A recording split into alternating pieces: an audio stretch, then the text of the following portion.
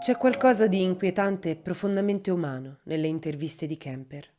Parla con voce pacata, quasi dolce. Guarda l'intervistatore con rispetto, ascolta le domande, riflette prima di rispondere. E quando descrive i suoi delitti non urla, non si compiace, ma li spiega. Non è questo il linguaggio della follia incontrollata, ma il linguaggio della coscienza, che ha imparato troppo tardi a guardarsi dentro e che in qualche modo si è fatta giustizia da sola. Kemper non cerca perdono, cerca ascolto e lo dice apertamente. Dice che lui non voleva uccidere, voleva parlare, ma nessuno lo ascoltava. Nelle sue parole c'è il tono di un bambino ancora in attesa di una risposta, che non è mai arrivata. Quando ricorda la madre non si arrabbia, sospira e dice: «Non le auguro il male, ma lei non mi ha mai amato». Le sue parole hanno la cadenza di una persona che ha cercato per una vita di capire come si diventa ciò che si teme. Col suo alto quoziente intellettivo era brillante, analitico, razionale, ma la sua intelligenza fu una gabbia lucida. Lo portò a capire il male con troppa chiarezza. Well, I'm not an expert. I'm not an authority. I'm someone who has been a murderer for almost 20 years. Can you say how many people might be doing crimes like you were doing? It would be a guess, but it's not. It's far more than 35. It isn't that impossible in this society. It happens. Are there more people? They didn't give up. How many? She didn't give up. I did. I came in out of the cold. And what I'm saying is there are some people who prefer it in the cold. Good people see. A nice guy. You were able to appear like an ordinary person, non-threatening to... I lived as an ordinary person most of my life, even though I was living a parallel and increasingly sick life, other life. One victim let me back in the car. I locked myself out. She opened the door for me. My gun was under the seat. What in the hell am I doing telling you that? Am I a masochist? Am I looking to be tormented further? I'm trying to show you just how awful this got, how commanding these rages got. I was raging inside. There was just incredible energies, positive and negative, depending on a mood. That would trigger one or the other. And outside, I looked troubled at times. Other times I looked moody. Other times perfectly serene. Not very sane. But again, people weren't even aware of what was happening. You were involved in the campus because your mother worked there. Yes. I was also involved in killing co-eds because my mother was associated with college work, college co-eds, women, and had a very strong and violently outspoken position on men for much of my upbringing. My mother was a sick, angry, hungry, and very sad woman. I hated her, but I wanted to love my mother. And I watched the alcohol increase. I watched her social life drop off. I watched her get bizarre. She had terrible pain from her life, earlier life, her upbringing, a failed marriage with my father. I'm a constant reminder of that failure. I hate to distill it down into such, into one-word realities like that. There's a lot that leads into that happening, but that is what happened. They represented not what my mother was, but what she liked, what she coveted, what was important to her, and I was destroying it. Why did you actually kill the girls? My frustration, my inability to communicate socially, sexually. I wasn't impotent, but emotionally I was impotent. I was scared to death of failing in male-female relationships. I knew absolutely nothing about that whole area, even if just sitting down and talking with a young lady. I need to be able to really communicate, and ironically enough, that's why I began picking people up. And I'm picking up young women, and I'm going a little bit farther each time. It's a daring kind of a thing. At first there wasn't a gun. I'm driving along. We go to a vulnerable place where there aren't people watching, where I could act out, and I say, no, I can't. And then a gun is in the car, hidden. And this craving, this awful, raging, eating feeling inside. I could feel it consuming my insides, this fantastic passion. It was overwhelming me. It was like drugs. It was like alcohol. A little isn't enough. At first it is. And as you adjust to that psychologically and physically, you take more and more and more. It's the same process. So it finally came down to the thing of, do I dare bring this gun out? Already realizing if that gun comes out, something has to happen. It was going to happen. I didn't see it then, but it was going to happen. I was playing a dangerous game with a loaded gun that got us all. And that first killing in May of '72, when that gun was pulled out, I launched it out. I had it under my leg, out of sight, parallel to my leg in the seat. It was something that had been thought out in fantasy, acted out, felt out hundreds of times before it ever happened. I just gone through a horrible experience with her roommate, stabbing her. And I was in shock because of that. I couldn't believe that it was that way. And I'm walking back there bewildered. I gotta kill her. I can't let her go. She's gonna tell on me. Everybody's gonna get me.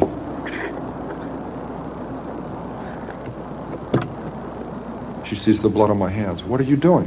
And she pulled back and she gasped. And I think, whoa, I don't want her to know what happened. I said, your friend got smart with me. She'd been getting really smart with me a lot, but I never hit her. I killed her, but I didn't hit her. I said, your friend got smart with me and I hit her. I think I broke her nose. You better come help. She's about to die. Why does she have to know that? I couldn't deal with telling her that. And when I attacked her, she didn't at first realize what was happening. It didn't go through. She had very heavy coveralls on. It knocked her right up into the lid of the car, but it didn't pierce the clothing. So it wasn't that swell a knife anyway. I went out and bought a pawn shop, huge knife. And I kept on just mindlessly attacking. She falls back into the trunk. I just killed a young woman. I slammed down the lid of the trunk. She isn't dead, she's dying. And I panicked. I thought, I just locked the car keys in it, because I can't find them in my pocket. Oh my God, I locked them in the trunk. I'm kicking on the trunk lid and yanking on it. Oh no, I don't believe this. I started to run, and I tripped over the gun that I'd had in my pants that I had totally forgotten was there. I stopped. I said, stop and think. I collected my wits. Check all your pockets. I picked the gun up. I stuck it back in my pants, now remembering I had one. I checked all my pockets, and there's the keys in the back pocket. I never put them in my back pocket. Everyone makes mistakes, and that's what we have to hope for. The more mistakes they make, the better their chances.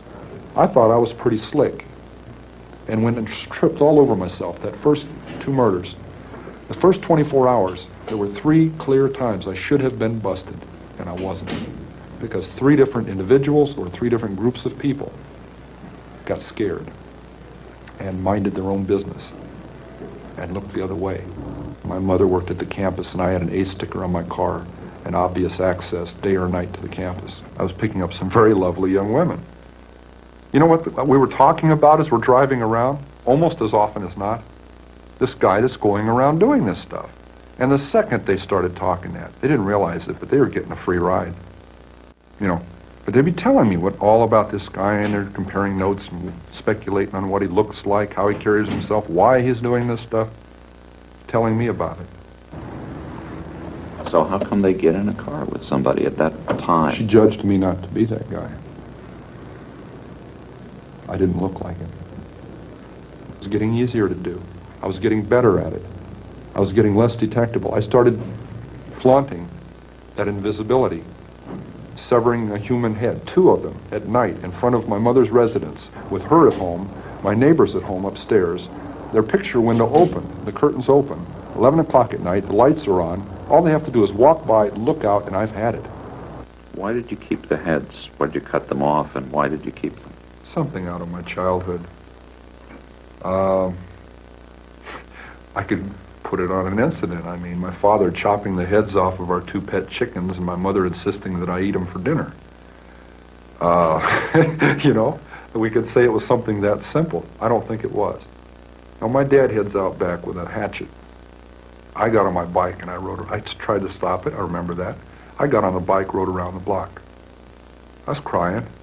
I haven't talked about that for a lot of years. I'm sure that may have implemented something, that may have gotten something rolling, but along fantasy lines, but it took a lot of years of development along those lines to really get off.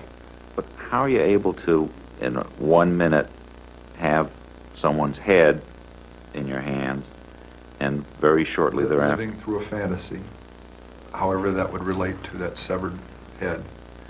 And then 5 minutes later, I'd put that away, and there'd be a knock on the door, and I'd put it away and answer the door. And the landlady would be there, and we'd discuss it. Discuss what? Reality. Her reality, not mine. Some people go crazy at that point. I felt it. It was one hell of a tweak. I mean, to just flip out and not know where I was. To be walking up the stairs with a camera bag that belonged to a young woman that had her severed head in it. Walking up to my apartment past a happy young couple coming down the stairs who nodded and smiled at me as they went by. Good evening. And they're going out on a date where I'd love to be going.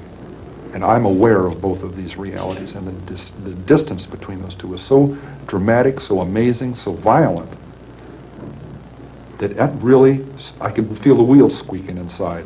That was really pulling on it. And I imagine at that point some people break. But I didn't literally go insane. I didn't get lost. They'd buy me a beer, I'd buy them a beer. Casual relationships, but I was poking around a little bit trying to find some things out. I knew they wouldn't be privy to hot information, but there were some things that were bothering me, like were there any speculations on how they were dying?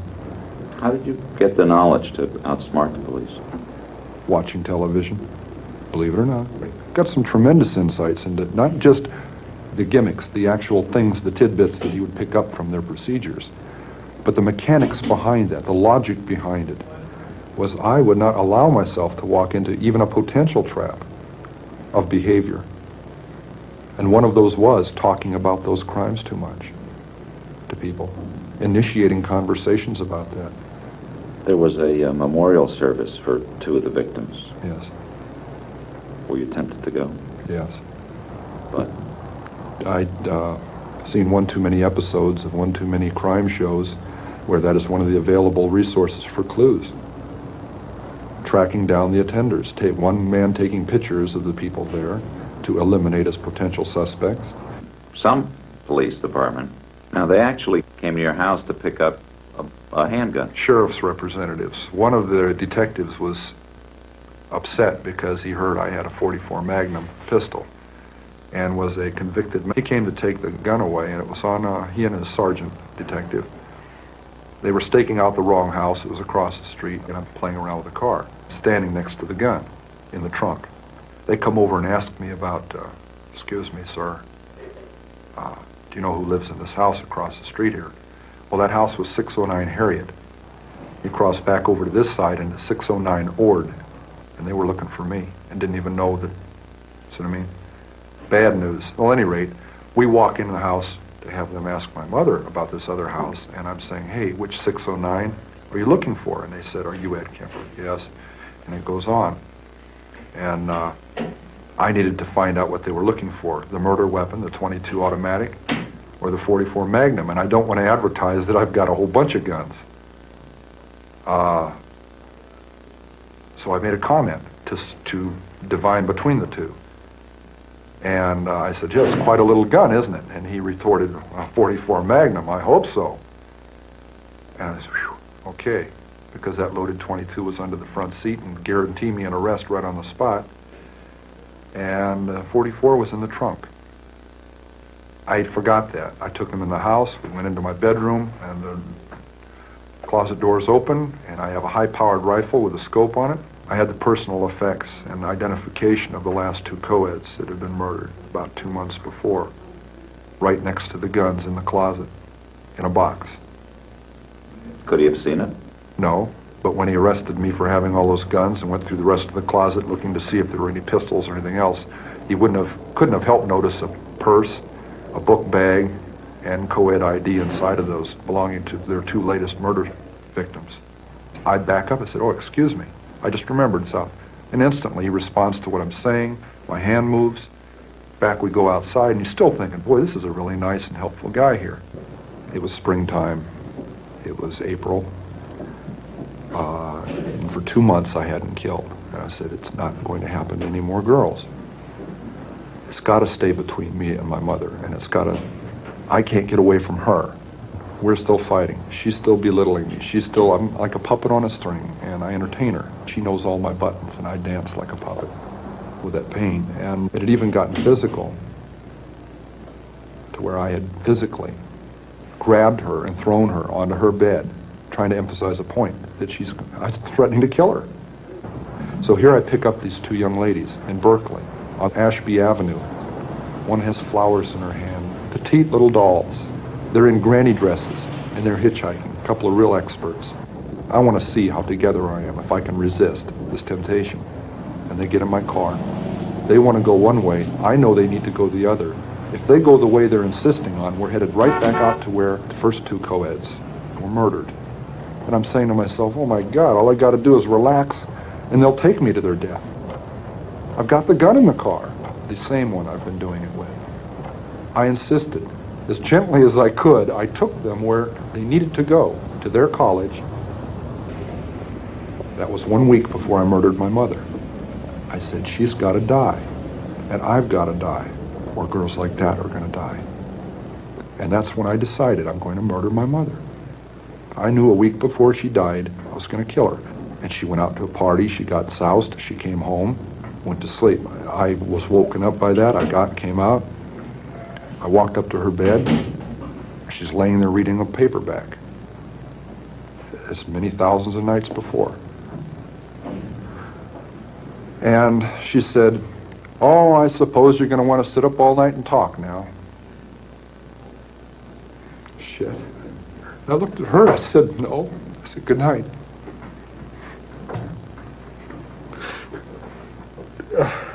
And I knew I was going to kill her, you know?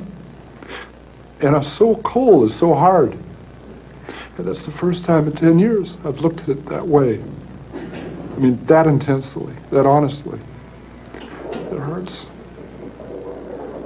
Because I'm not a lizard, I'm not from under a rock. I came out of her vagina. See? I came out of my mother. And in a rage, I went right back in. For 7 years, she said, I haven't had sex with a man because of you. My murderous son was one of our arguments.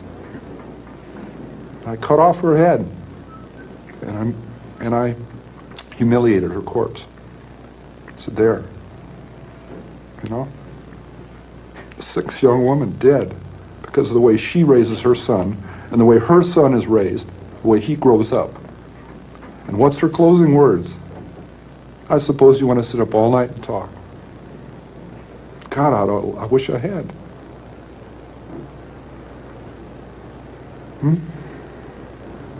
Your grandmother and her daughter-in-law, your mother, were two women very important in your life, and you killed them both. Could you say what they were like that led them to the same fate? Same thing that kept them from ever being friends. They were both aggressive, matriarchal women. They'd been the daughters of strong matriarchal women. I still loved my mother, and it's hard for somebody to comprehend that you murder your mother through love. It isn't a rational process. It's a very painful process. It isn't rational, and I've got to still live with that. Why did you wind up giving yourself up? It had to stop. It had to stop. Once my mother was dead, there's almost a cathartic process at that point. I got physically ill right then, when she died, when I murdered her. And once she was dead, there was no way I could back out. I had backed down from giving up 1,000 times. You know, I just used to get drunk and go sit out in front of the sheriff's department in a parking lot across the street on one of those little concrete parking berms, and I just sit there and say, no, I still can't. The clanging doors, I could still hear them. No, because it'll never open again. You know, so I rationalized that to give up would be insane. To give up would be crazy. I'd be giving away my freedom, and I don't need to. But I look back on that and wish I had earlier, when I was saying those things to myself. The people who were later dead wouldn't be. The regret that came later would have not had to be. Those people, not things, those people would still be with their families, with their loved ones. They would have their own families. If I had had the courage to make that decision, instead of painting myself into the corner. Where might you be if you'd never given in to the impulse to murder? Where might I be?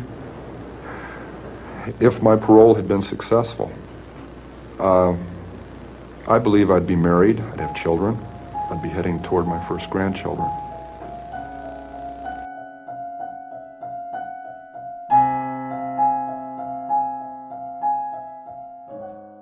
Sapevo che era sbagliato, dice, ma continuavo perché era l'unico modo in cui mi sembrava di avere potere.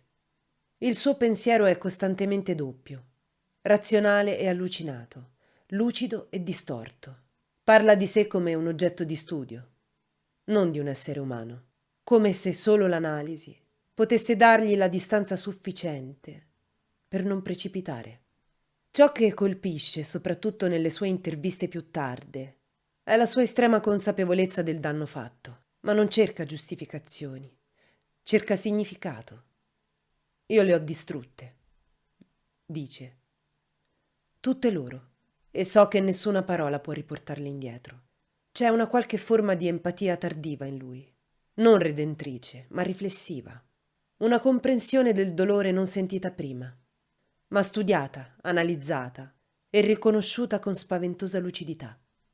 Non chiede pietà, ma accetta la condanna come se fosse l'unica cosa possibile per lui e il suo tanto ambito obiettivo da raggiungere, il silenzio, ma accetta la condanna come se fosse per lui l'unica strada possibile. Le interviste di Kemper hanno sempre un elemento costante, che è la voce.